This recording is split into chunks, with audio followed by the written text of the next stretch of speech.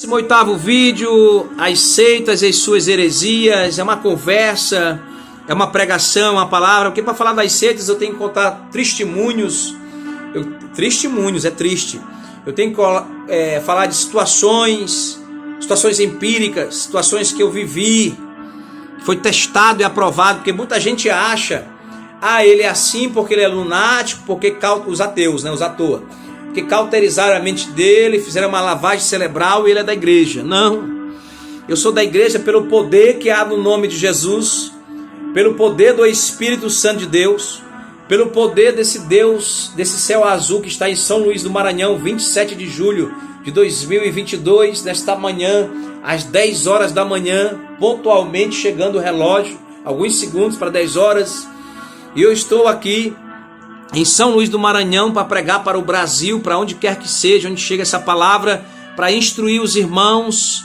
na doutrina da fé, na sã doutrina, na apologética, na defesa da fé, na palavra. Vamos falar sobre casamento, sobre jejum e oração, sobre adultério, sobre prostituição, sobre chamada ministerial, sobre muita coisa, restituição, restauração, são muitos temas que alguns irmãos, eu não sou muito conhecido, mas alguns irmãos mais próximos vão dando os temas, fala sobre a lei e a graça.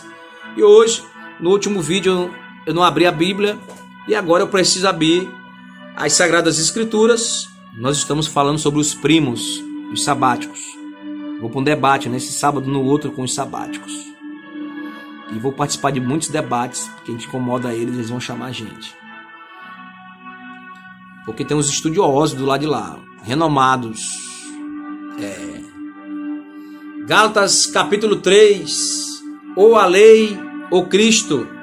Minha epígrafe, mais uma vez eu repito, diz: a lei é impotente para salvar, mas conduz a Cristo e a fé. Vou ler os 3 primeiros versículos. Insensato Gálatas. O apóstolo Paulo, escrevendo a Galácia do Sul, começa dizendo isso: insensatos Gálatas, quem vos fascinou? Acho bonito esse texto. Para não obedecerdes à verdade, a vós, perante os olhos de quem Jesus Cristo foi já representado como crucificado? Só quisera saber isto de vós: recebeste o Espírito de Deus, o Espírito Santo, pelas obras da lei ou pela pregação da fé?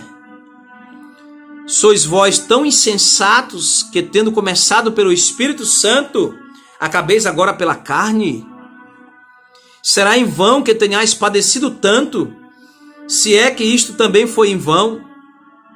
Aquele, pois, que vos dá o Espírito e que opera maravilhas entre vós, o faz pelas obras da lei ou pela pregação da fé? É acaso de Abraão, que creu em Deus, e isso lhe foi imputado como justiça? Sabei, pois, que os que são da fé são filhos de Abraão. Ora, tendo a Escritura previsto que Deus havia de justificar pela fé. Olha que texto interessante, versículo 8. Ora, tendo a Escritura, a Bíblia Sagrada, o Espírito Santo, o Verbo se fez carne, a palavra de Deus, junta de medulas, separa o bem do mal. Tendo a Escritura previsto que Deus havia de justificar pela fé os gentios, forasteiros, os que não eram israelitas, que não eram judeus, anunciou primeiro o evangelho a Abraão, na geração abrâmica, dizendo: todas as nações serão benditas em ti. Não tinha um representante, então o representante foi Abraão. De sorte que os que são da fé são benditos com o crente Abraão, com o crente que crê Abraão. 10. Todos aqueles, pois, que são das obras da lei estão debaixo da maldição. Não sou eu que estou falando, é a Bíblia Sagrada. Explica isso aí, sabático. Todos aqueles, pois, que são das obras da lei. Não é a lei cerimonial, é a lei moral. Nós vamos explicar para os irmãos essa diferença, que eles mesmos cometem os erros da divisão da lei. Lei civil, lei moral, lei cerimonial. Nós não somos advogados, mas vamos falar sobre lei, à luz da Bíblia. Todos aqueles, pois, que são das obras da lei estão debaixo da maldição. Porque escrito está: maldito todo aquele que não permanecer em todas as coisas que estão escritas no livro da lei. Uma mulher nos seus dias de regra, menstruada, era considerada impura e não podia entrar no templo. Está na lei. É a mesma lei da guarda do sábado. Ah, não! Vamos lá. Todas as coisas estão escritas no livro da lei para fazê-las. 11. E é evidente que pela lei ninguém pela lei será justificado. Ninguém será justificado pela fé. Está escrito no livro, na carta de Paulo à Galácia do Sul. E é evidente que pela lei ninguém será justificado diante de Deus, porque o justo viverá da fé. Tem umas traduções que é por fé. 12. Ora, a lei não é da fé, mas o homem que fizer estas coisas, por elas viverá. Cristo não resgatou da maldição da lei, fazendo-se maldição por nós, porque está escrito, maldito todo aquele que for pendurado no madeiro. Cristo nos resgatou, perdão.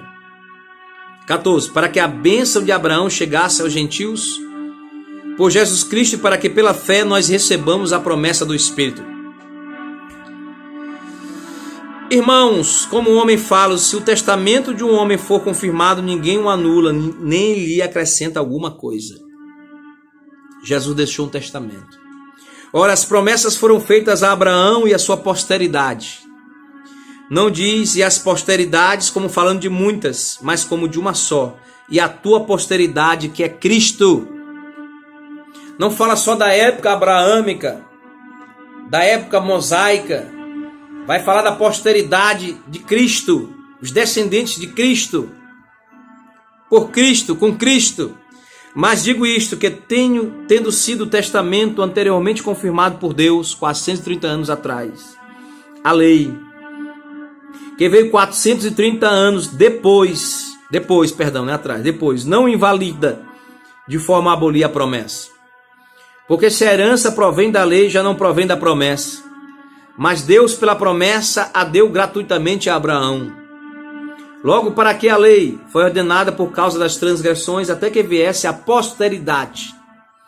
Então a lei vai ser anulada, ou como se falasse no português de hoje, arquivada, porque agora vai ter a Constituição de 1988. Entende a simbologia, trocadilho? Agora vai ter uma Constituição mais atualizada. Vai ser promulgada uma lei atualizada por Deus. E essa lei está antes de Cristo e depois de Cristo. A história toda da humanidade é dividida assim. Agora Jesus morre na cruz do Calvário e nasce uma maior e melhor aliança. Está escrito na palavra de Deus. Perdão. Voltando ao 19. Porque para que a lei? Logo para que a lei? Foi ordenada por causa das transgressões, até que viesse a posteridade a quem a promessa tinha sido feita. E foi posta pelos anjos na mão de um mediador. Quem é esse mediador? Jesus. Ora, o medianeiro não é de um só, mas Deus é um. Deus e Jesus e o Espírito Santo são um. Logo, a lei é contra a promessa de Deus? De maneira nenhuma, de sorte nenhuma. Porque se dada fosse uma lei que pudesse vivificar, a justiça na verdade teria sido pela lei. Mas a Escritura, a palavra de Deus, encerrou tudo debaixo do pecado, para que a promessa pela fé em Jesus Cristo fosse dada aos crentes. Eu não sei como é que esse povo consegue ser enganado pelos sabáticos. Não sei, porque está tudo escrito. Porque os mestres, os professores, esses falsos profetas, isolam os versículos e vão casando versículo herético aplicado fora de contexto com versículo aplicado fora de contexto. E enganam a muitos. E os nossos professores, que não são falsos profetas, vão refutando cada versículo. Aqui eu estou lendo o capítulo todo, que é para os simples, para todos entenderem. Gálatas capítulo 3. Nós voltamos já. A graça e a paz do Senhor Jesus.